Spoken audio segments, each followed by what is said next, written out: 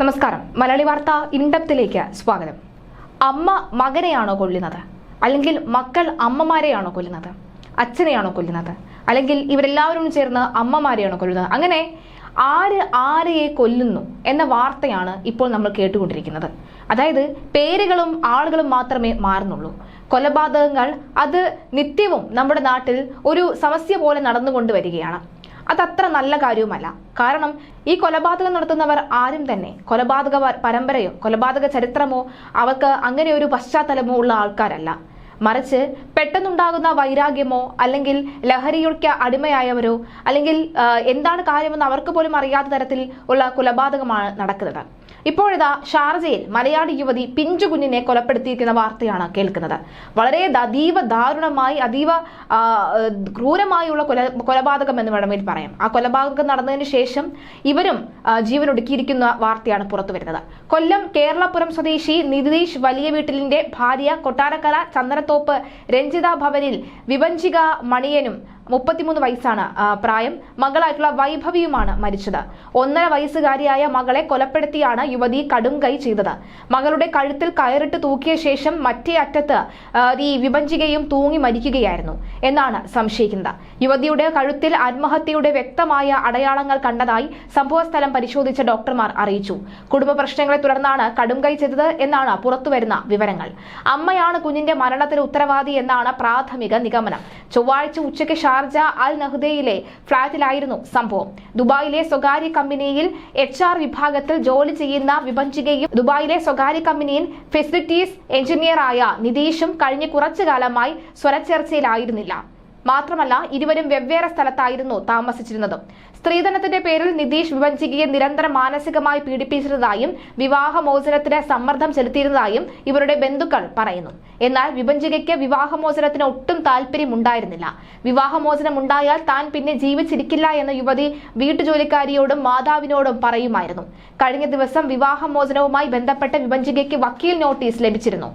ഇതേ തുടർന്ന് യുവതി മകളെ കൊലപ്പെടുത്തി തൂങ്ങി മരിക്കുകയായിരുന്നു എന്നാണ് കരുതുന്നത്. മരണം സംബന്ധിച്ച് കൂടുതൽ അന്വേഷണം നടത്താൻ അധികൃതരോട് ആവശ്യപ്പെടുമെന്ന് ബന്ധുക്കൾ പറയുന്നു. പോലീസ് കൺട്രോൾ റൂമിൽ വിവരം അറിയിച്ചതിനെ തുടർന്ന് അടിയന്തര സേനാ അംഗങ്ങൾ ഉടൻ തന്നെ സ്ഥലത്തെത്തി. ഉച്ചയ്ക്ക് 2 മണിയോടുകൂടി യുവതിയുടെ മൃതദേഹം ആശുപത്രിയിലേക്കും പിന്നീട് പോസ്റ്റ്മോർട്ടത്തിനായി ഫോറൻസിക് ലാബിലേക്കും മാറ്റി. അൽ ബുഹൈറ പോലീസ് സംഭവത്തെക്കുറിച്ച് അന്വേഷണം ആരംഭിച്ചിട്ടുണ്ട്. സ്ത്രീധനത്തിന്റെ പേരിൽ നിതീഷ് വിഭഞ്ചികയെ നിരന്തരം മാനസികമായി പീഡിപ്പിച്ചതായും വിവാഹമോചനത്തിന് സമ്മർദ്ദം ചെലുത്തിയിരുന്നതായും ഇവരുടെ ബന്ധുക്കൾ പറയുന്നു. എന്നാൽ വിഭഞ്ചികയ്ക്ക് വിവാഹമോചനത്തിന് ഒട്ടും താല്പര്യമുണ്ടായിരുന്നില്ല.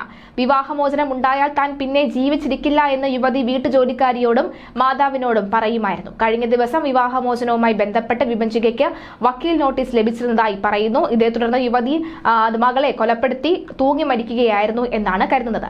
മരണം സംബന്ധിച്ച് കൂടുതൽ അന്വേഷണം നടത്താൻ അധികൃതരോട് ആവശ്യപ്പെടുമെന്ന് ബന്ധുക്കൾ പറയുകയാണ്. പോലീസ് കൺട്രോൾ റൂമിൽ വിവരം അറിയിച്ചതിനെ തുടർന്ന് അടിയന്തര സേനാ അംഗങ്ങൾ ഉടൻ തന്നെ സ്ഥലത്തെത്തി. ഉച്ചയ്ക്ക് 2 മണിയോടെ യുവതിയുടെ മൃതദേഹം ആശുപത്രിയിലേക്കും പിന്നീട് പോസ്റ്റ്മോർട്ടത്തിനുമായി ഫോറൻസിക് ലാബിലേക്കും മാറ്റിയിരുന്നു. അൽ ബുറൈറ പോലീസ് സംഭവത്തെക്കുറിച്ച് അന്വേഷണം ആരംഭിച്ചിട്ടുണ്ട്. ഷാർജ അൽ ഖാസിമി ആശുപത്രി മോർച്ചറിയിലുള്ള മൃതദേഹങ്ങൾ നാട്ടിലേക്ക് കൊണ്ടുപോകണമെന്നാണ് ബന്ധുക്കളുടെ തീരുമാനം. എന്നാൽ മകളുടെ മൃതദേഹം ഇവിടെ തന്നെ സംസ്കരിക്കണമെന്നാണ് നിതീഷ് ആവശ്യപ്പെടുന്നത്. ഇക്കാര്യത്തിൽ ഒരു ഒത്തുതീർപ്പുണ്ടായ ശേഷമേ മൃതദേഹങ്ങളുടെ തീരുമാനം ഉണ്ടാവുകയുള്ളൂ. ശൈലജയാണ് വിഭഞ്ചികയുടെ മാതാവ്. പിതാവ് മണിയൻ നേരത്തെ മരിച്ചിരുന്നു. എന്താണ് ഇവർക്കിടയിലെ പ്രശ്നം? അതായത് ഇവർക്കിടയിൽ സ്വരച്ചേർച്ച ഉണ്ടായിരുന്നു. ആ മകൾക്ക് വെറും 1.5 വയസ്സ് മാത്രമാണ് പ്രായമായിരുന്നത്. അതിനിടയിൽ ഇവർക്കുണ്ടായ സ്വരച്ചേർച്ച എന്താണെന്ന് അറിയില്ല. രണ്ടുപേരും 2 ഫ്ളാറ്റിലാണ് താമസിക്കുന്നത്. നിരന്തരം വിഭഞ്ചിക പറഞ്ഞിരുന്നു തനിക്ക് ഇത്തരത്തിലുള്ള മാനസിക സമ്മർദ്ദമുണ്ട്, ഇങ്ങനെ ഇപ്പോൾ ഈ വിവാഹമോചനത്തിന്റെ ആവശ്യമില്ല എന്ന് പറഞ്ഞിരുന്നു. എന്തുകൊണ്ടാണ് മകളെ സ്വന്തം മകൾ ഇത്രയും ക്രൂരമായി കൊല ചെയ്യപ്പെടുത്തിയതിനു ശേഷം ആത്മഹത്യ ചെയ്യാൻ നയിച്ചത്? എന്താണ്? മാനസികമായ സമ്മർദ്ദത്തിലായിരുന്നു അടക്കമുള്ള കാര്യങ്ങളുണ്ട്. സത്യത്തിൽ നമുക്കറിയില്ല. പുറമേ നോക്കുമ്പോൾ വളരെ സന്തോഷമായി തോന്നുന്ന പല കുടുംബത്തിന്റെയും അവസ്ഥ ഇത് തന്നെയാണ്. ഉള്ളിൽ അവർ ഒരു വീട്ടിൽ താമസിച്ചിരുന്നാലും 2 മുറിയിലായിരിക്കും കിടക്കലും ഉറങ്ങലും ഒക്കെ. ഒരു മുറിയിലായിരുന്നാൽ പോലും 2 വശത്തായിരിക്കും കിടക്കുന്നതൊക്കെ. അങ്ങനെ മാനസികമായി അടുപ്പമില്ലാത്ത പല ദമ്പതികൾ നമ്മുടെ സമൂഹത്തിലുണ്ട്. അവരുടെ എല്ലാം തന്നെ ചിലർ നാട്ടിൽ എന്തു പറയും എന്ന് ആലോചിച്ച് ചിലർ പിണങ്ങാതെ അല്ലെങ്കിൽ ബന്ധത്തിൽ നിന്ന് പിന്മാറാതെ നിൽക്കുന്നു. എന്നാൽ ചിലർ ജീവിക്കണം, ഇനി മുന്നോട്ട് ജീവിച്ചു കാണിക്കണമെന്ന വാശിയിൽ ജീവിക്കുന്നവരുണ്ട്. ചിന്തിക്കാറുണ്ട്. എന്നാൽ എല്ലാം മടുത്ത്, മനസ്സും മടുത്ത് ജീവിതമേ ഇവിടെ വെച്ച് നിർത്താമെന്ന് വിചാരിച്ച് മുന്നോട്ട് പോകുന്നവരും നിരവധിയായിട്ടുണ്ട്. സത്യത്തിൽ അങ്ങനെ ജീവിതം മടുത്ത് വേണ്ട എന്ന് വെച്ച് ഇറങ്ങിപ്പോകേണ്ട ആവശ്യമില്ല. നമ്മുടെ സമൂഹത്തിൽ ഇന്ന് ജീവിക്കാനും ജീവൻ മുന്നോട്ട് കൊണ്ടുപോകാനും നിരവധി ജോലികളുണ്ട്. അതുപോലെ തന്നെ പഠിത്തമുള്ള ഏതൊരു വിദ്യാർത്ഥിക്കും ചെറിയ ജോലിയെങ്കിലും ചെയ്ത് ജീവിക്കാനുള്ള ഒരു സാഹചര്യമുണ്ട്.